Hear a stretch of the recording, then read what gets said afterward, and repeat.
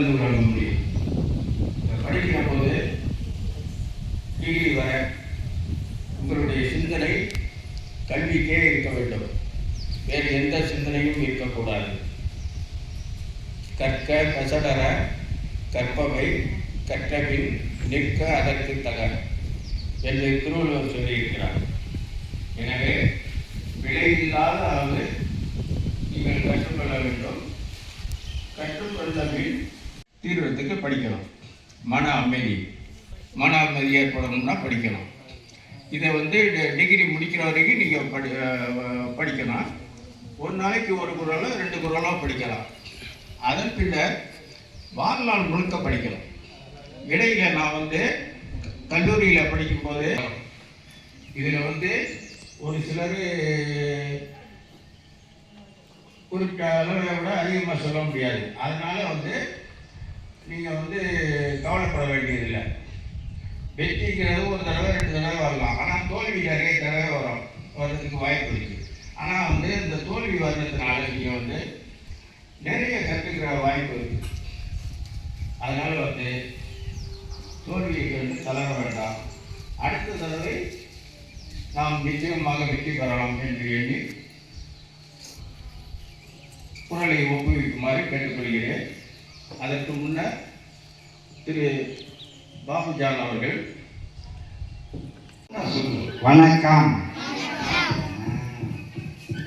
வணக்கம் சொன்னால் வணக்கம் சொல்லணும், சரியா? இந்த நிகழ்வை நடத்தி கொண்டிருக்கிற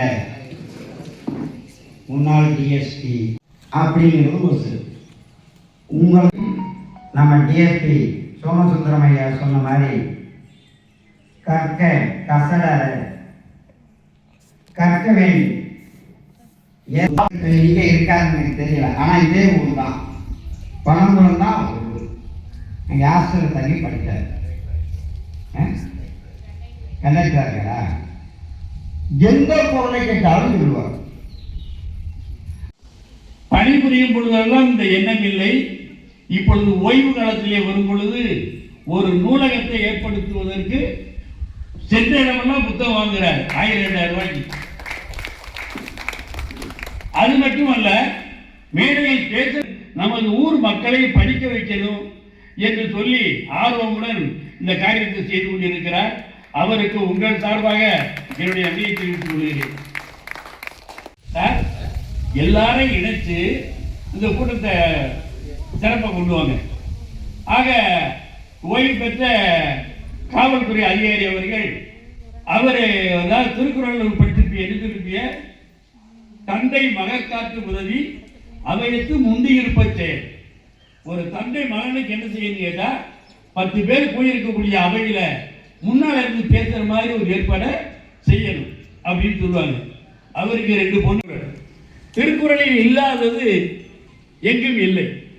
திருக்குறள் திருவள்ளுவர் சொல்லாதது யாரும் சொல்லவில்லை. இந்த திருக்குறளுக்கு பாயிரம் பாடிய ஒரு புலவர் சொல்லுவாரு, 1330 அருங்குறளும் பாயிரத்தோடு பகர்ந்ததன் பின் போய் ஒருவர் வாழ்க்கை.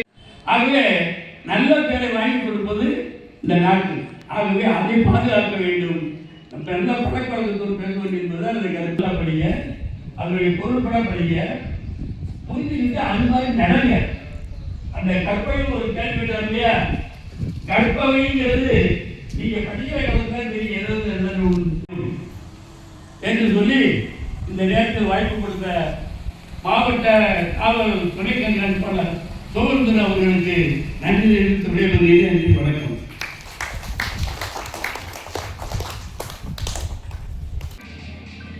கிராமத்தின் சார்பாக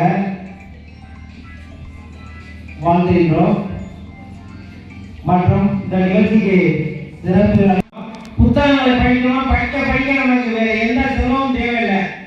அந்த படித்து கற்றல் மட்டும்தான் நமக்கு பின்னாடி வாழ்க்கையில பிற்காலத்தில் உதவுங்கிறத சொல்லி அனைத்து மாணவர்களும் நீங்க இந்த நூலகத்துல புத்தகங்களை பள்ளிக்கூடம் சென்று திரும்பியவுடன் நேரங்களை ஒதுக்கி இந்த நூலகத்துல புத்தகங்களை படிக்கணும்.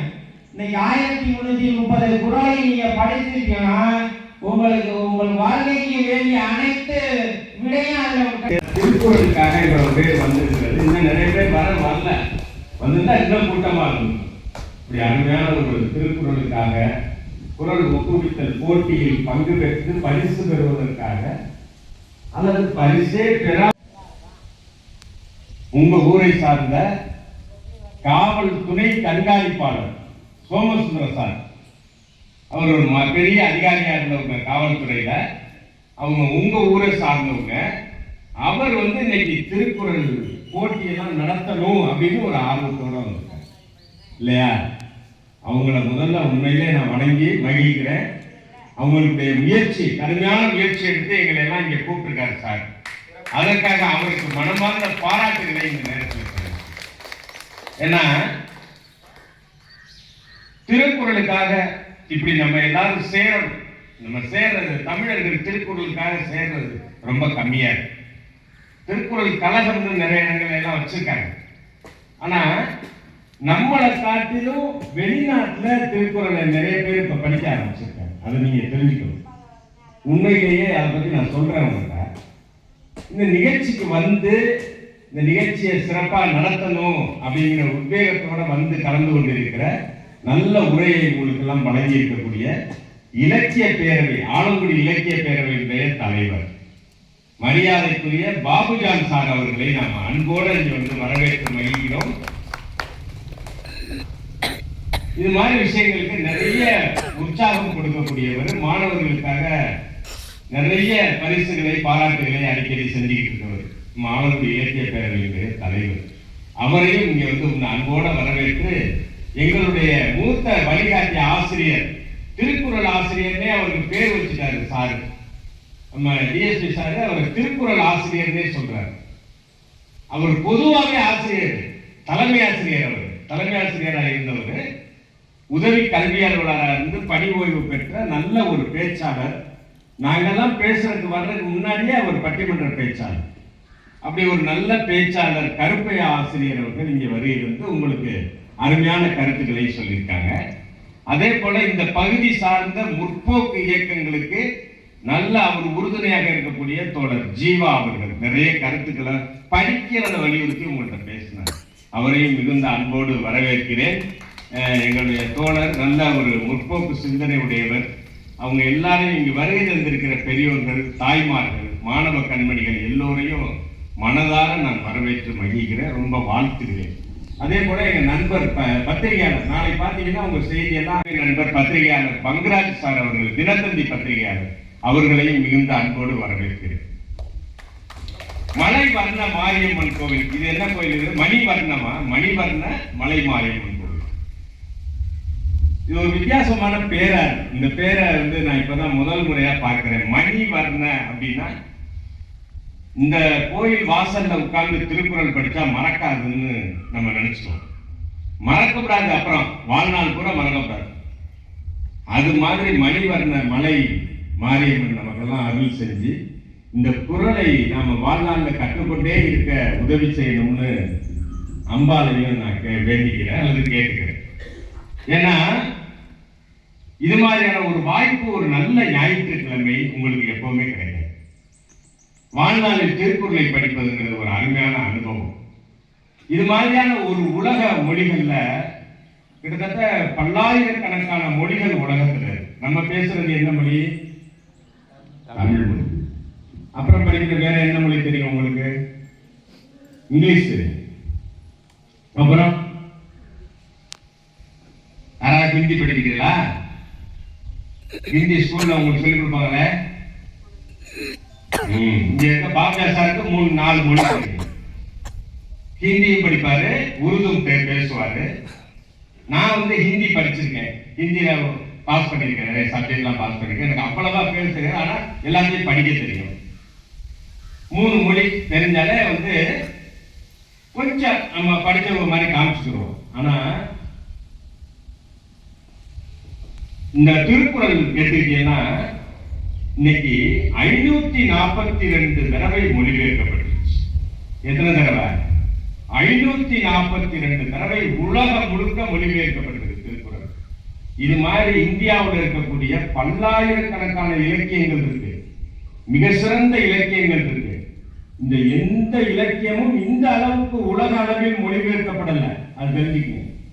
உலக அளவில் அதிகபட்சமாக மொழிபெயர்க்கப்பட்டிருக்கிற இந்திய இலக்கியம் திருக்குறள். அது மறந்துடக்கூடாது. அது நம்ம எல்லாருக்கும் பெருமை.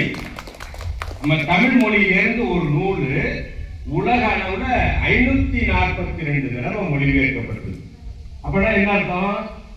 ரஷ்யாவில் போனீங்கன்னா அங்க ரஷ்யாவில் போய் படிக்கலாம், ரஷ்ய மொழியில திருக்குறளை படிக்கலாம், ஜெர்மன் மொழியில திருக்குறளை படிக்கலாம், ஸ்பானிஷ் மொழியில திருக்குறளை படிக்கலாம், ஹிந்தியில படிக்கலாம், சிங்கள மொழி இலங்கையில் இருக்கக்கூடிய மொழி அங்க படிக்கலாம். இப்படி எந்த மொழி உலக எங்கேயோ இருக்கிற ஒரு நாட்டில் திருக்குறளை படிக்கிறாங்க. ஆனா நம்ம படிக்கிறோமாங்கிறது தான் கேள்வி. நம்ம நாட்டு குறளை எங்க படிக்கிறாம? அரேபிய நாடு அங்க படிச்சுட்டு இருக்கான், ரஷ்யாவில் படிக்கிறான், அமெரிக்காவில் படிக்கிறான். நம்ம படிக்கிறோமா? நம்ம திருக்குறளை படிக்கிறோமா? நம்ம ஊர்ல இருக்கிற நம்ம புலவர் எழுதுனது. யார் எழுதுனது? திருக்குறளை எழுதியவர் யாரு? அவரை மறந்துடக்கூடாது. திருவள்ளுவர் எழுதின திருக்குறளை உலக மொழிகள்ல ரொம்ப சிறப்பு. 133 அதிகாரங்கள். ஒரு அதிகாரத்துக்கு எத்தனை குறள்? 10. ஒரு அதிகாரத்துக்கு 10 வச்சு எத்தனை குறளை உருவாக்கியிருக்காரு? 1330. 1330 குறள். இது மாதிரியான ஒரு இந்த 7 சீர் கொண்ட ஒரு குறள் அமைப்பு, ஒரு கவிதை உலகத்துல வேறு எந்த இலக்கியத்திலும் இல்லை. இது ஒரு சிறப்பு, தமிழுக்கு ஒரு பெரிய சிறப்பு. புரியுதா? ஆக இந்த திருக்குறளை ரொம்ப அற்புதமான நீங்க வாசி. நாங்கெல்லாம் ஸ்கூல்ல படிக்கையில ஒரு குறள் எங்களுக்கு தினமும் சொல்லுவாங்க. எப்ப சொல்லுவாங்கன்னா கரெக்டா சாப்பிட போவையில அந்த குறளை சொல்லுவாங்க. என்ன குறள்? சொல்லுங்க, முழுசா சொல்லுங்க. ஒரு ஆள் எந்திரிச்சு சொல்லுங்க பாப்போம். ஒரு ஆள் யாராவது எந்திரிச்சு அந்த குறளை சொல்லுங்க. வேறு ரொம்ப அருமை. முதல் நூலோர் தொகுத்தவற்றுள் எல்லாம் தலை. யோசிச்சு பாருங்க. பகிரணும், அதான் ரொம்ப முக்கியம். ஷேர் பண்ணி கொடுக்கணும். பகுத்துண்டு பல்லுயிர் ஓம்புதல்.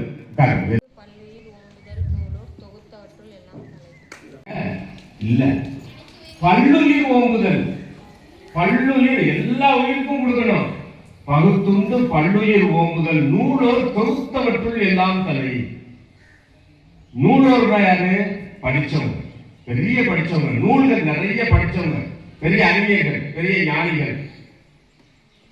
அவங்கெல்லாம் எதை முன்னுரிமையா சொல்றாங்க? பகுத்துண்டு பல்லுயிர் ஓம்புதல். நமக்கு இருக்கிறது, நமக்கு கிடைச்சத 4 பேருக்கு கொடுக்கணும், பகிர்ந்து உண்ணணும். அதுதான் சிறப்பு. அதை இன்னைக்கும் நம்ம எல்லோரும் மனசுல வச்சுக்கணும். நம்ம பள்ளிக்கூடத்தில் படிக்கிற அந்த குறளை சரியா யாரோ ஒரு ஆள் எடுத்து கொடுத்துருக்காங்க. பகுத்துண்டு பல்லுயிர் ஓம்புதல் நூலோர் தொகுத்தவற்றுள் எல்லாம் தலை. இப்படி எல்லா விஷயத்துக்கும் குறள்ல வார்த்தை. ஒரு மனுஷன் எப்படி வாழணும்? இப்போ 133 அதிகாரம் சொன்னோம். அதை 3 பிரிச்சிருக்காங்க இல்லையா? 3 அதிகாரம், 3 பெரிய தலைப்புகளை பிரிச்சிருக்காங்க. என்னது? அறம், பொருள், இன்பம். அறம், பொருள், இன்பம். அறத்துப்பால். அறம் குறித்து பேசும். வாழ்க்கைனா ஒரு அறம் இருக்கணும். அறம்னா என்ன? அறம்னா யாருக்காவது உங்களுக்கு எல்லாம் தெரியுமா? அறம், அறம்னா என்ன? நம்ம அறம்னா அறம் தான். நம்ம எப்படி வாழணுமோ, நம்ம எப்படி வாழ்க்கையை ஒரு சரியான பாதையில கொண்டு போகணுமோ அதுதான் அறம். வாழ்க்கையை முறைப்படி வாழ வேண்டிய முறைப்படி வாழ்வது அறம். யாரையுமே கெடுக்கக்கூடாது, யாரையும் புண்படுத்தக்கூடாது. எல்லாருக்கும் குறள் இருக்கு. அப்படி சொல்றது அறம். பொருள், இன்பம் இப்படின்னு 3 பிரிச்சு வச்சிருக்காரு வள்ளுவர். அதுல வள்ளுவர் தெரிஞ்சுது. சார பாக்டர் சார் பேசும்போது சொன்னார்ல, பொருள்ங்கிறது இந்த உலகத்துல ரொம்ப முக்கியம் அப்படின்னு.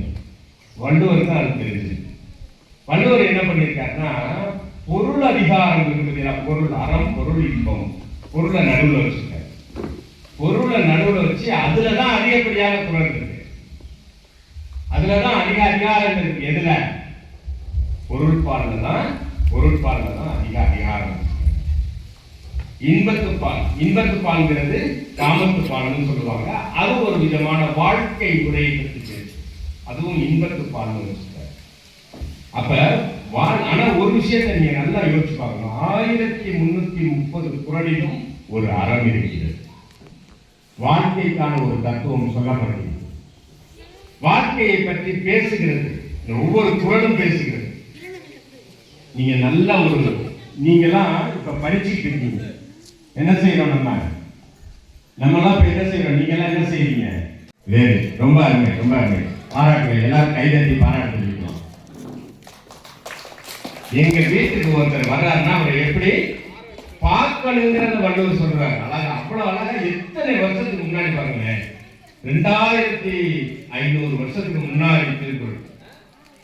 அப்போ உள்ள திருக்குறள்ல உங்க வீட்டுக்கு ஒருத்தர் வர்றாருன்னா மோப்ப குடையும் அனிச்சம். அனிச்சம்னா என்ன? யாருக்கு தெரியுமா? இதெல்லாம் நீங்க கத்துக்கணும். இதெல்லாம் சும்மா சாதாரணமா. அனிச்சம்னா என்ன? மோப்ப குடையும் அனிச்சம். அனிச்சம்னா வெரி குட். சொன்னது கரெக்டா சொல்லி எந்திரி. அனிச்சம்னா என்ன? வெரி அருமை. கைதட்டுங்க. அனிச்சம்ங்கிறது ஒரு பூ. அனிச்ச பூவை நீங்க பறிக்கலாம் வேண்டாம். மோந்து பார்த்தீங்கன்னா வாடிப்பு. மோப்ப குலையும் அனிச்சம். முகம் திரிந்து நோக்க குலையும் விருந்து. விருந்துங்கிறது தமிழர்களுடைய பண்பாடு இல்லையா? நம்ம தான் உலகத்திலே விருந்தினர்களை உபசரிக்கிறது தமிழர்கள் தான் நம்பர் 1. அப்படி இருக்கிற விருந்த கொஞ்சம் முகம் மாத்திட்டேன்னா முடிஞ்சு வச்சு. அப்போ வெரி அருமை சொல்லிட்டீங்க. தீயினால் சுட்ட புண் உள்ளாரும். ஒருத்தர் தீயினால சுட்டுவிட்டோம், நெருப்படுத்தி சுட்டுவிட்டோம், என்ன ஆயிடும்? ஆறிடும். தீயினால் சுட்ட புண் உள்ளாரும் ஆறாதே நாவினால் சுட்டவடு. நாவினால் சுட்டவடு ஒரு வார்த்தை தான். தமிழ்ல ஒரு பழமொழி இருக்கு. ஒரு வார்த்தை வெல்லும், ஒரு வார்த்தை கொல்லும். ஒரு சொல் வெல்லும், ஒரு சொல் கொல்லும். அப்படின்னா என்ன அர்த்தம்? ஒரு சொல் நம்மளை ஜெயிக்க வைக்கும், நம்மளை பெரிய ஆளாக்கும். ஒரு சொல்லு இங்க கவனி கொஞ்ச நேரம், அவ்வளவுதான் முடிக்க போறேன். ஒரு வார்த்தை கொல்லும், ஒரு வார்த்தை வெல்லும். அதான் ரொம்ப முக்கியம். அப்ப தீயினால் சுட்டமுன் உள்ளாரும் ஆறாதே நாவினர். யாரையும் கடுமையான வார்த்தைகளால் பேசக்கூடாது. அது என்ன ஆகும்? வாழ்நாள் பூரா நான் மறக்க மாட்டேன். என்னை பற்றி ஒரு வார்த்தை தவறா நீங்க பேசிட்டீங்கன்னு நான் வாழ்நாள் பூரா அந்த வார்த்தையை மறக்கவே மாட்டேன். உங்களை யாராவது பேசிட்டாங்கன்னு வச்சுங்க, சின்ன வயசுல நம்மள அப்படி பேசுறாரு யார் அப்படின்னு சொல்லிக்கிட்டே இருக்கும். அதனாலதான் அவர் அவ்வளவு அழகா சொல்றாரு. தீயினால சுட்டுட்டியா கூட மறந்து போயிருக்கியா, ஆனா அந்த வார்த்தை மறக்காது அப்படின்னு ரொம்ப அருமையான மிகச்சிறந்த ஒரு இந்த மாதிரி தத்துவங்கள்லாம் திருக்குறள்ல இருக்குங்கிறனால அந்த நூல் உலக இலக்கிய வரிசையில உயர்ந்த இடத்துல இருக்கு. புரியுதா? கன்னியாகுமரியில அவருக்கு சிலை இருக்கு. பார்த்துருக்கீங்களா? யாராவது போய் இங்க இருக்கவங்க யாராவது அங்க போயிருக்கீங்களா? கன்னியாகுமரியில திருவள்ளுவருக்கு ஒரு பெரிய சிலை இருக்கு. அந்த சிலையை உருவாக்குவது யார்? அந்த ஒரு சிற்பி உருவாக்கினார். அதை அமைத்தவர் யார்?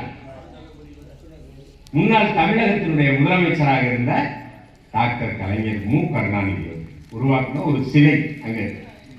அது எவ்வளவு உயரத்தில் இருக்கு தெரியுமா? 133 அடி. 133 அடி. 133 அடியில கன்னியாகுமரியில அதிகாலையில சூரியன் உதிக்கக்கூடிய அந்த அழகான காட்சியை பார்க்கும்போது அதுக்கு பக்கத்திலேயே இந்த திருவள்ளுவர் சிலையை அமைஞ்சு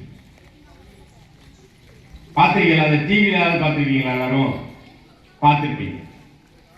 அந்த 133 அதிகாரத்தை கணக்கில் வச்சுதான் அந்த 133 அடி உயர சிலை.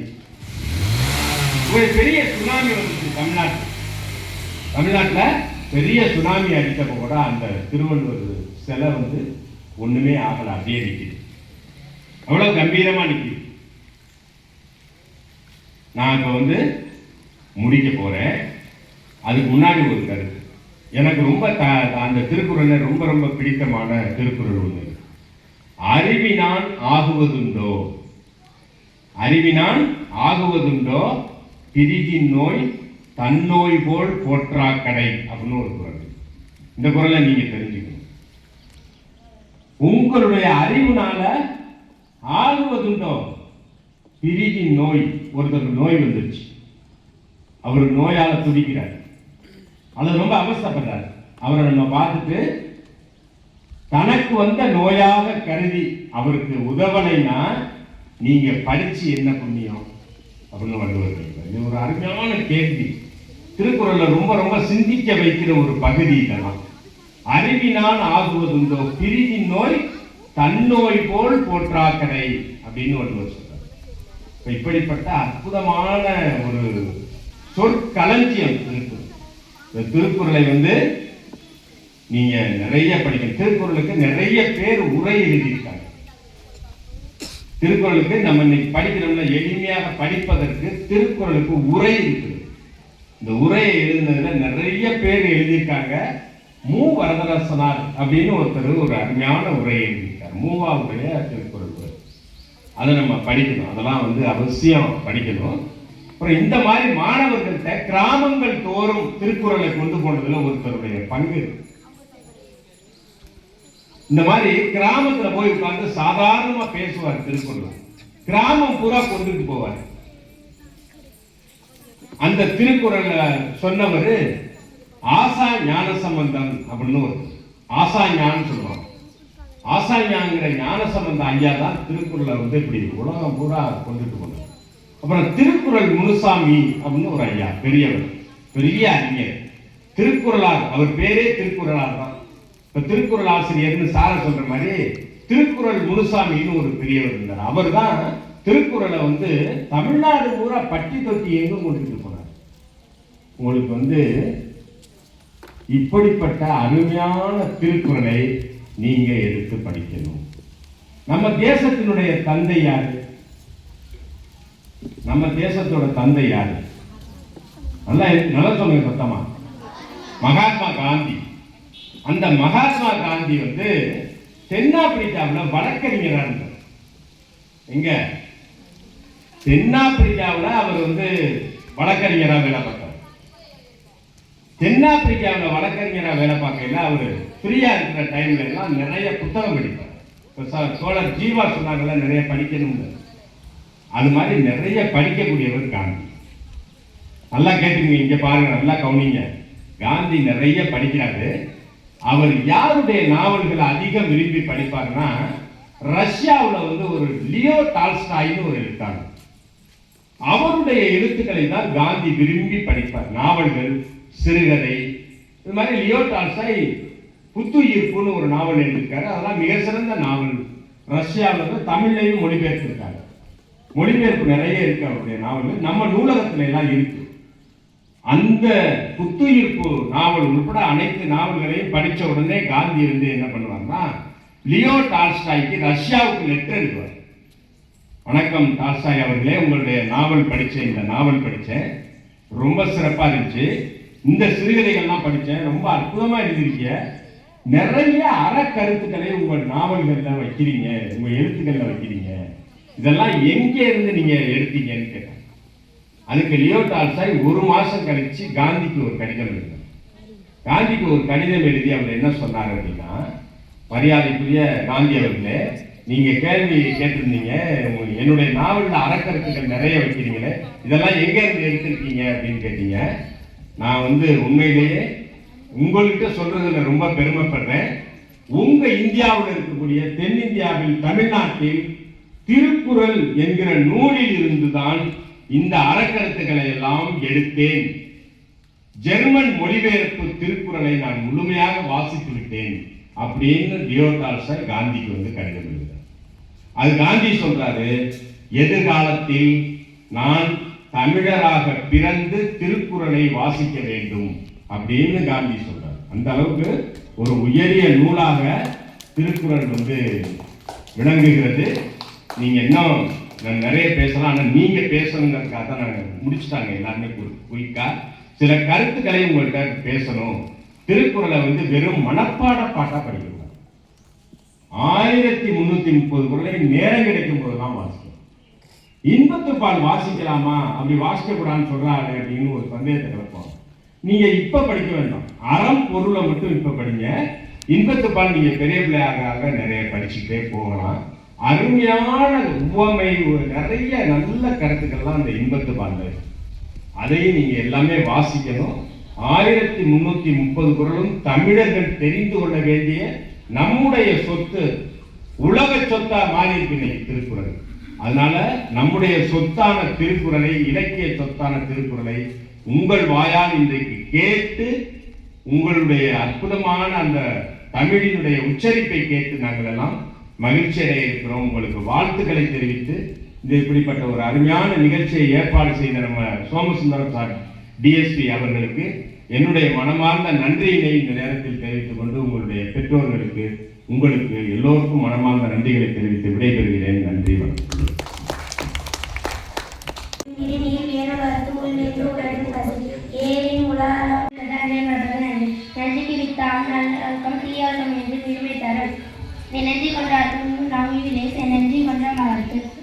வாணியம் செய்வது வாணிய பேணி பிறவும் தமபோல் செய் அடக்க அமரல் உயிக்கும் அடங்காமை ஆறில் உயிர்த்திவிடும் நிலை தெரியாதவற்றும் தனியல் மலையிலும் மான பெரிது ஒரு மேல் ஆமை போல கிடக்கும் ஆட்சி எளிமை மேம்படுத்து யாவா வரை நாவாக்கா காவாக்கா சோபர் சொல்லிக்கப்பட்டு தீனா சுட்ட புண்ணாறு மறந்து நாவினால் சுட்டவிடு ஒழுக்கம் இழுக்கம் தரான் ஒழுக்கம் என்று நோக்கப்படும் நஞ்சுக்கு வித்தாவும் நல்லொழுக்கும் தீயல்கம் என்றும் எளிமை தரும் கட்டினை தோறும் வாழ்க்கையை வாழ்ந்தது கட்டினை தோறும் அறிவு